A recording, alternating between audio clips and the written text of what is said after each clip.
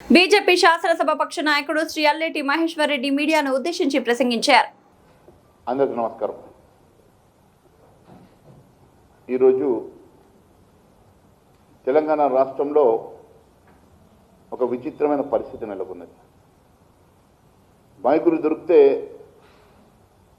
ముఖ్యమంత్రి రేవంత్ రెడ్డి నూటికి ఎంత వస్తుందంత మాట్లాడడం అలవాటైంది.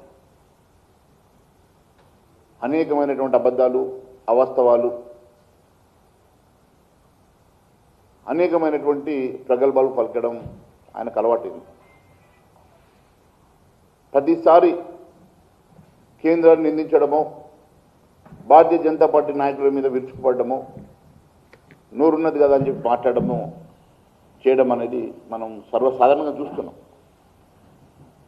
నేను ముఖ్యమంత్రి రేవంత్ రెడ్డి గారిని అడుగుతున్నా, నేను ఆసిఫాబాద్ వెళ్ళినప్పుడు కూడా అనేక అబద్ధాలతో కూడినటువంటి అంశాలు మాట్లాడుతూ ఛాలెంజ్లు చేస్తున్నాడు. రేవంత్ రెడ్డి గారు, మీరు ఛాలెంజ్ చేసే ముందర మీరు చెప్పినవి నిజమంటే, వాస్తవాలు మాట్లాడితే అనేక సార్లు నేను మీకు మీడియా ద్వారా చెప్పిన ఈరోజు చాలా స్పష్టంగా నేను తెలియజేస్తా ఉన్నాను. నేను వాస్తవాలతో ఒక్కొని వస్తా, నువ్వు నీ మొత్తం క్యాబినెట్ తీసుకొని రా, నేను మాట్లాడే అంశంలో ఏ ఒక్క తప్పున్నా నేను ఏ నిర్ణయానికైనా కట్టుబడి ఉంటాను. దానికి నువ్వు సిద్ధమని అడుగుతున్నా. కేవలం నువ్వు ఢిల్లీలో మీ ఏఐసిసి నాయకుల్ని మభ్యపెట్టినట్ల ప్రజల్ని మాటలతో మభ్యపెడతానంటే వాస్తవాలు ఒప్పుకో. ఈరోజు 75 మెట్రిక్ టన్నులు కేంద్ర ప్రభుత్వం కొనుక్కుంటే తీసుకొచ్చి పోస్తాడు. ఏడవస్తూ దమ్మున్నదా నీకు? నువ్వు ఏం మాట్లాడినావు? పిసిసి అధ్యక్షుడిగా గత ప్రభుత్వంకి చేతనైతే లేదు, నేను ప్రతి గింజ కొనుగోలు చేస్తా, విదేశాలకు ఎక్స్పోర్ట్ చేస్తా, నాకు 10,000 కోట్లు ఇస్తే నేను చేసి చూపిస్తా అని చెప్పినావు కదా. మరి ఈరోజు అధికారంలో ఉండి నువ్వు ఇలా చేస్తున్నది ఏందని అడుగుతున్నా.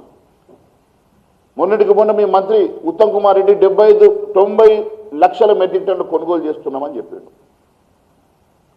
మళ్ళీ మాట మలిపి మొన్న 4 క్యాబినెట్ మంత్రులతోటి ప్రెస్ మీట్ పెట్టేసి 75 లక్షల మెట్రిక్ టన్నులు కొంటామని చెప్తాడు.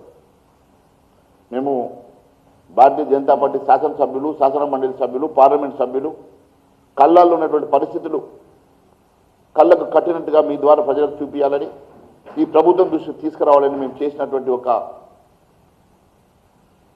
తాపత్రయంతో అనేక జిల్లాలు, అనేక మార్కెట్ యార్డులలో ఉన్నటువంటి నిల్వల్ని చూపిస్తూ మేము బయలుదేరితే మీ యంత్రాంగం కదిలిచ్చి కొనుగోలుని ఎక్స్పెడిట్ చేసిన మాట వాస్తవం కాదా?